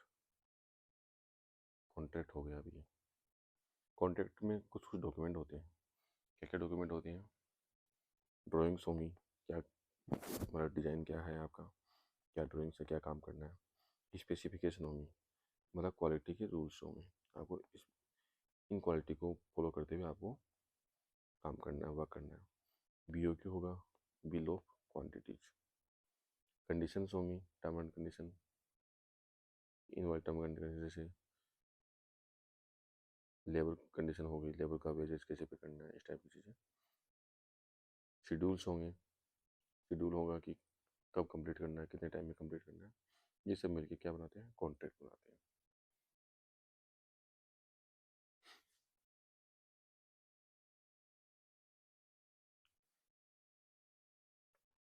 ठीक है। अब स्पेसिफिकेशन थे, जो क्वालिटी ऑफ रूल्स, क्वालिटी के रूल थे, वो भी देखो क्या होते हैं स्पेसिफिकेशंस। काम कैसे होगा, कौन सा मेटर लगेगा, कितनी क्वालिटी चाहिए, इसके लिए कोई कन्फ्यूजन ना हो, कोई चीटिंग ना करे, कोई और प्रॉपर क्वालिटी मेंटेन करें, इसके लिए हम स्पेसिफिकेशन बना देते हैं पहले ही कि आपको इस वाली स्पेसिफिकेशन के हिसाब से आपको काम करना है। फिर आता है कि जैसे जैसे ब्रिक वर्क के लिए लिख दिया, ब्रिक आपको सोक करके लगानी है, डुबो मतलब भिगो के लगानी है। क्लास ऑफ ब्रिक आपको कौन सी लानी है, प्रॉपर मोटार एंड जॉइंट्स लगानी है, कौन सा आईएस कोड आपको फॉलो करना है, सब चीज़ें लिखी होती हैं स्पेसिफिकेशन में। रेनफोर्समेंट के लिए चीज़ लिखी होंगी, शटरिंग के लिए इस टाइप की चीज़ें लिखी होंगी। मैक्सिमम काम आईएस कोड के थ्रू करवाते हैं अपन, या जिस भी कोडल के थ्रू कराते हैं, स्टैंडर्ड के थ्रू कराते हैं, वो स्टैंडर्ड्स वहाँ लिखे होते हैं। ये चीज़ें स्पेसिफिकेशन में आ गई। Type of specification, general specification मतलब ओवरऑल एक आइडिया दे दिया। Detailed specification, exact and explain details, ऊपर ऊपर लिख दिया जनरल स्पेसिफिकेशन, आपको इंडियन स्टैंडर्ड्स के हिसाब से काम करना है। डिटेल में करना है कौन सा इंडियन स्टैंडर्ड के हिसाब से कौन सा काम करना है, ब्रिक वर्क के लिए अलग, रेनफोर्समेंट के लिए अलग। स्पेशल स्पेसिफिकेशन, अगर कोई स्पेशल वर्क से रिलेटेड कुछ है तो स्पेशल स्पेसिफिकेशन प्रोवाइड कर देती है अपन।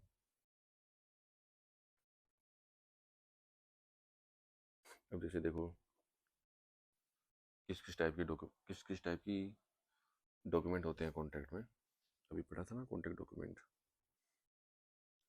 Drawings, specification, BOQ, condition, schedules.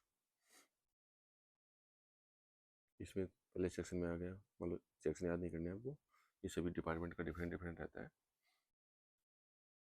तो इसमें नोटिस इन्वाइटिंग टेंडर आ गया, एनआईटी आ गया, शेड्यूल आ गया, कुछ शेड्यूल होते हैं, ठीक है। मेमोरेंडम ऑफ टेंडर, ठीक है। सेक्शन 3 देखो, इसमें क्या होता है, स्पेशल कंडीशन ऑफ कॉन्ट्रैक्ट होती है। कंडीशन था ना इसमें, कंडीशन, टर्म्स एंड कंडीशन, और टर्म्स एंड कंडीशन आ गई, special condition of contract, general condition of contract आ गई, ठीक है। फिर आता है स्पेसिफिकेशन, स्पेसिफिकेशन था, टेक्निकल स्पेसिफिकेशन आ गई, स्कोप ऑफ वर्क, जो भी चीज़ें हैं इस सेक्शन में डाल दिया इन्होंने। फिर ड्राइंग चाहिए अपने को, ड्राइंग का भी एक शेड्यूल बना दिया, schedule of drawing, schedule of materials, कौन कौन सा मटेरियल क्या लगेगा, और फिर आ गया बीओक्यू, बिल ऑफ क्वांटिटी। ऐसे करके सारे मिलके क्या बनाते हैं, कॉन्ट्रैक्ट डॉक्यूमेंट। हमें काम करने के लिए ड्राइंग चाहिए, काम किस बेसिस पे होगा, स्पेसिफिकेशन के बेसिस पे होगा, कौन सा इंडियन स्टैंडर्ड लगेगा, कैसे काम होगा, काम के बाद पैसा मिलेगा, बीओक्यू।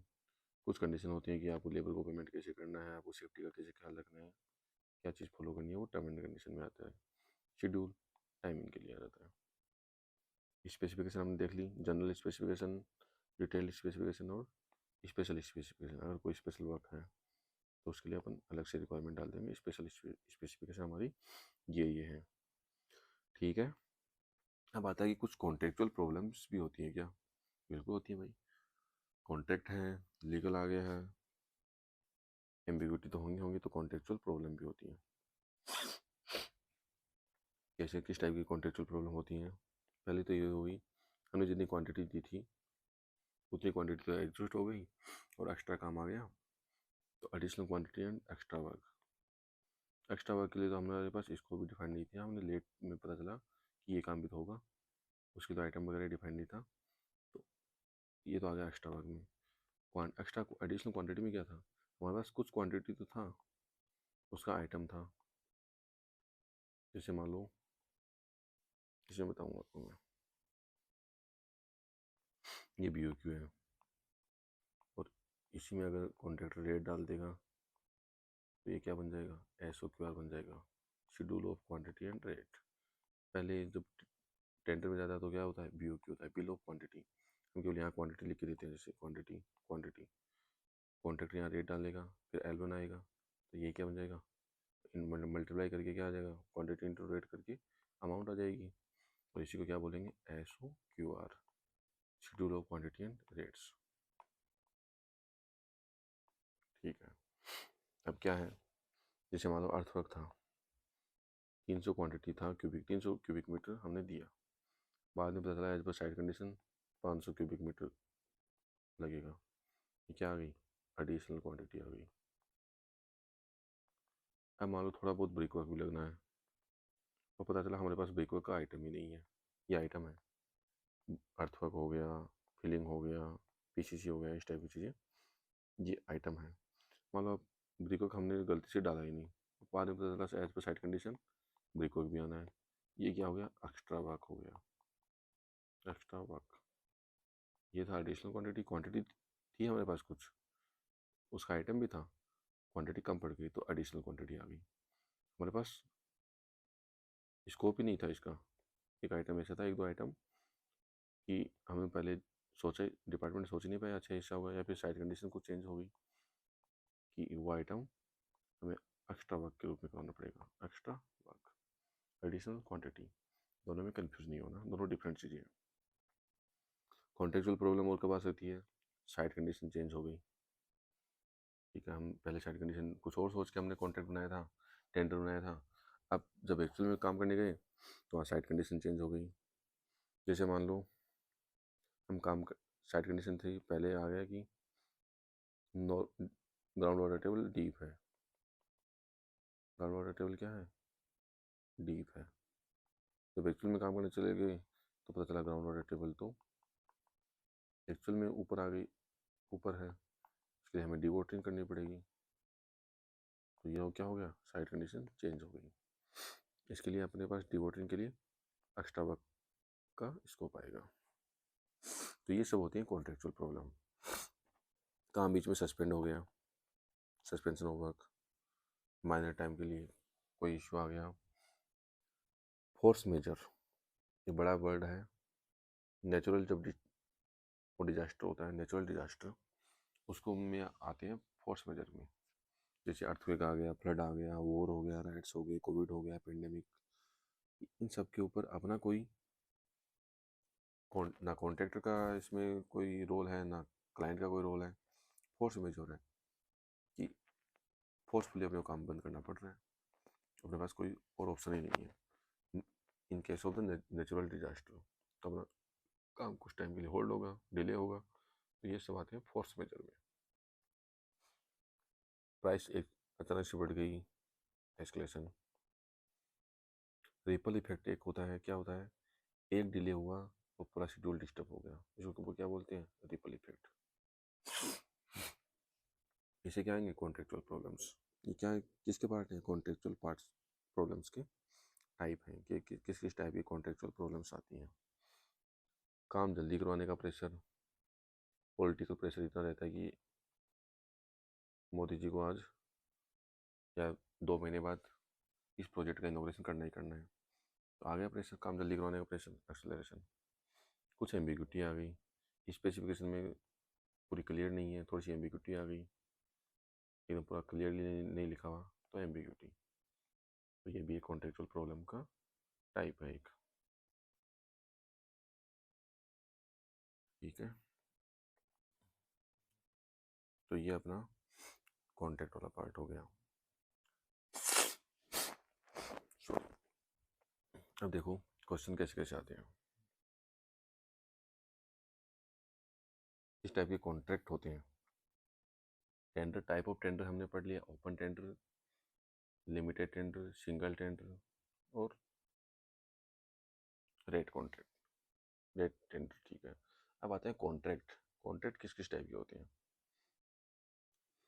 देखो जैसे कैसा क्वेश्चन आता है, given that the scope of the construction work is well defined with all its drawing specification and quantity and estimation, which one of the following type of contracts would be most preferred।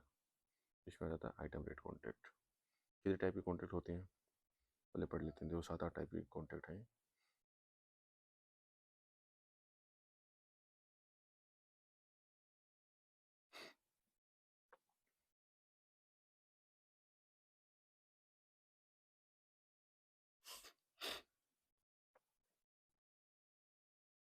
पहले क्या आ गया, unit price contract, यानी item rate contract.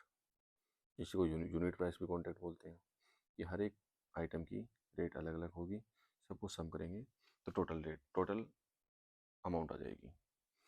हर item का rate अलग, BOQ दिया होता है, bill of quantity दिया होता है। क्वांटिटी बदल सकती है, तो क्वांटिटी बदल सकती है मतलब एडिशनल क्वांटिटी आ सकती है। पेमेंट कैसे हुआ, एक्चुअल क्वांटिटी कितनी, कितना वर्क हुआ इनटू रेट।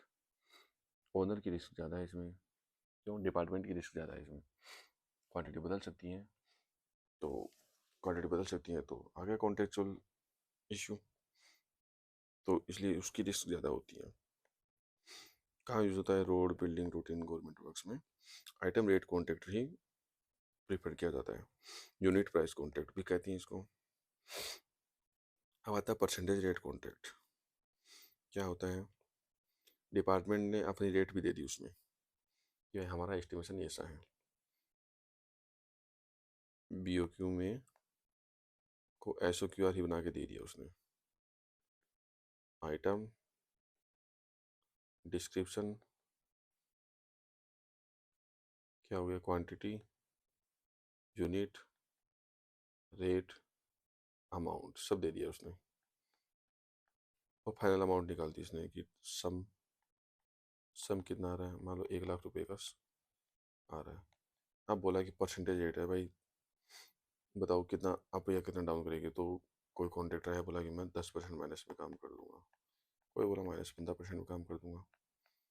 तो सिंपल, उसको हर एक आइटम की रेट नहीं भरनी, उसको फाइनल अप या डाउन करना, परसेंटेज बताना है कि इस वाले काम में -15% में काम कर दूंगा, ठीक है। तो शेड्यूल ऑफ रेट्स के ऊपर नीचे परसेंटेज। कॉन्ट्रैक्टर सिर्फ परसेंटेज कोट करता है, हर एक आइटम का रेट नहीं भरता। बीओक्यू प्लस रेट किसके हो गए? डिपार्टमेंट के हो गए। आइटम रेट का ही मॉडिफाइड रूप है। कहाँ यूज होता है? पीडब्ल्यूडी, सीपीडब्ल्यूडी वर्क्स में यूज होता है। फिर आता है कि लंप सम कॉन्ट्रैक्ट, पूरे का एक फिक्स्ड पैसा। इसका जैसे अपन घर बनवाना है, हमने लगभग डिसाइड कर लिया कि यार 10-1 लाख का खर्चा आएगा। फिर हम गए किसी ठेकेदार के पास, भाई कितना बनाएगा? ये ड्राइंग है, ये डिज़ाइन है। ड्राइंग एंड डिज़ाइन फाइनल कर दी हमने। बता भाई इस घर का कितना पैसा बनाएगा, कितना, ये घर कितने पैसे में बना देगा? वो कहता है कि हमने उसको अपनी रेट नहीं बताई, वो बोला कि 8 लाख में बना दूंगा। ये भाई हमने फिर बोला कि भाई ड्राइंग एंड डिज़ाइन यही रहेंगी, और ठीक है बना दूंगा। कोई क्वांटिटी वेरिएशन अलाउड नहीं होता। रिस्क किससे ज़्यादा? कॉन्ट्रैक्ट की रिस्क ज़्यादा हो जाती है। तो ये कहाँ यूज़ होता है? स्मॉल प्रोजेक्ट्स में, हाउसिंग और फैक्ट्रीज वाले में लमसम कॉन्ट्रैक्ट यूज़ होता है। फिर आता है कॉस्ट प्लस कॉन्ट्रैक्ट। क्या होता है? कॉस्ट प्लस कॉन्ट्रैक्ट बड़ा सिंपल सा है। कॉस्ट प्लस कॉन्ट्रैक्ट, आपकी कितनी कॉस्ट लगी प्लस आपका प्रॉफिट बराबर हो गया कॉन्ट्रैक्ट। एक्चुअल कॉस्ट कितनी लगी आपकी प्लस कॉन्ट्रैक्ट का प्रॉफिट। कैसे? Cost plus percentage fix, cost plus fixed fees fix. जैसे मान लो आपको कुछ से एक आइटम लाना है, फैन लगवाने हैं आपको। कॉन्ट्रैक्टर को बोला तुम फैन खरीद के लाओ, जो एक्चुअल इनवॉइस अमाउंट होगी वो आपको मिलेगी, प्लस आपका फिक्स मान लो 10% आपको आपका प्रॉफिट मिलेगा। बस हो गया। कॉस्ट प्लस फिक्स्ड फीस या कॉस्ट प्लस परसेंटेज, इसको क्या बोलेंगे? Cost plus contract. कहाँ यूज़ होता है? इमरजेंसी वर्क में यूज़ होता है, जब टाइम नहीं होता कि हम पूरा एस्टिमेशन करें और सब करें, वो और फ्लड डिजास्टर के टाइम पे हम क्या बोलेंगे? सीधा कॉन्ट्रैक्टर पकड़ा, कॉस्ट प्लस कॉन्ट्रैक्ट में काम करो। किसका रिस्क ज़्यादा? ओनर का रिस्क ज़्यादा। ठीक है भाई, ओनर का रिस्क ज़्यादा, लेकिन इमरजेंसी कंडीशन में कॉस्ट प्लस कॉन्ट्रैक्टर अच्छा ऑप्शन रहता है। फिर आता है टर्न की कॉन्ट्रैक्ट। टर्न की कॉन्ट्रैक्ट भी एक सिंपल सा है कि घुमाओ, आपको बस की घुमाने आना है, आपको काम कंप्लीट मिलेगा। आपको की लेके घूमो, काम रेडी मिले। डिजाइन, कंस्ट्रक्शन, कमीशनिंग सब कौन करेगा? कॉन्ट्रैक्ट करेगा। ओनर का, ओनर को क्या मिलेगा? रेडी प्रोजेक्ट मिलता है। कहाँ यूज होता है? पावर प्लांट में यूज होता है, इंडस्ट्रियल प्रोजेक्ट्स में यूज होता है। Turn the key project, turn की कॉन्ट्रैक्ट। कहता है लेबर कॉन्ट्रैक्ट, सिर्फ लेबर का पैसा मेटेरियल डिपार्टमेंट देता है, कॉन्ट्रैक्टर सिर्फ लेबर सप्लाई करता है।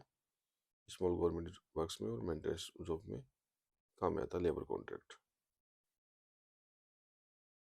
कहता है एक पीस वर्क कॉन्ट्रैक्ट, टेम्परेरी और शॉर्ट ड्यूरेशन वर्क के लिए रेट फिक्स्ड होते हैं, फुल कॉन्ट्रैक्ट एग्रीमेंट नहीं होता है। कोई अर्जेंट रिपेयर है, छोटे मोटे एडिशन है, उसके लिए पीस वर्क कॉन्ट्रैक्ट होता है। पीस में छोटा सा। नेगोशिएटेड कॉन्ट्रैक्ट, टेंडर नहीं, बस बातचीत। इमरजेंसी या स्पेशल कॉन्ट्रैक्ट के लिए रेट म्यूचुअली डिसाइड होते हैं। BOT कॉन्ट्रैक्ट, ये बढ़िया कॉन्ट्रैक्ट है। बिल्ड ऑपरेट ट्रांसफ़र, आप बिल्ड करो, आप ही ऑपरेट करो, कॉन्ट्रैक्टर ही ऑपरेट करेगा, टोल लेगा, और फिर जितने में आपका पैसा वसूल हो जाए, फिक्स हो जाए कि भाई फिक्स अमाउंट, फिक्स टाइम के लिए आप टोल ले सकते हो, उसके बाद गवर्नमेंट को ट्रांसफ़र कर दो प्रोजेक्ट पूरा। Build operate transfer, private agency बनाती है, कुछ साल ऑपरेट करती है, फिर गवर्नमेंट को दे देती है। क्या हो गया? Build operate transfer, BOT contract. फिर आता है EPC contract, engineering procurement construction. सारा काम कौन करके देगा? कॉन्ट्रैक्टर करके देगा। Single agency responsible, time and cost control strong. ठीक है।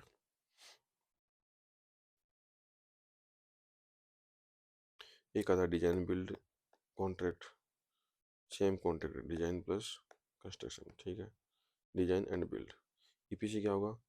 Engineering procurement and construction contract. Engineering भी, डिजाइन भी खुद करेगा, प्रोक्योरमेंट भी, सामान भी खुद लेके आएगा, और कंस्ट्रक्शन भी खुद करेगा।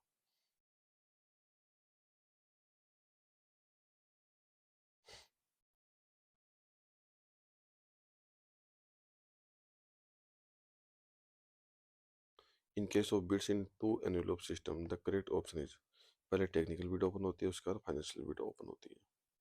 जैसे गेट में छोटे छोटे क्वेश्चन आते रहते हैं। अब गेट में एक टाइप के क्वेश्चन और आते हैं सिंपल, वो वर्डिंग पे खेलता है। देखो क्या होता है, कॉन्ट्रैक्टर कोई बिड भरता है, तो बिड प्राइस क्या होती है?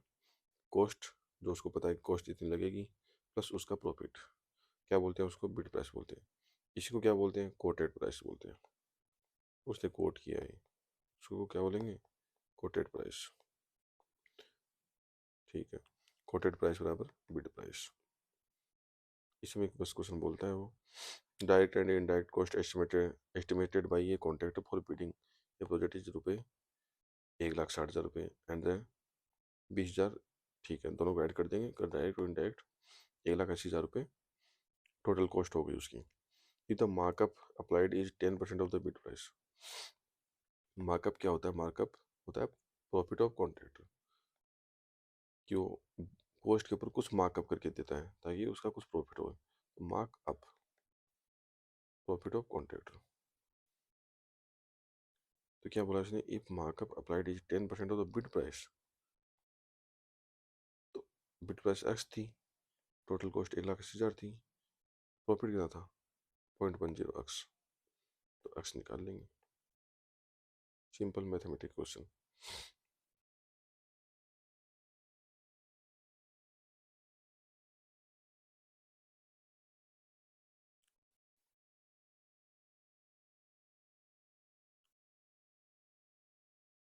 चलो गाइज, बाकी अपन कल करते हैं। हाँ, थोड़ी सी मेरी तबीयत खराब हो रही है। टाटा।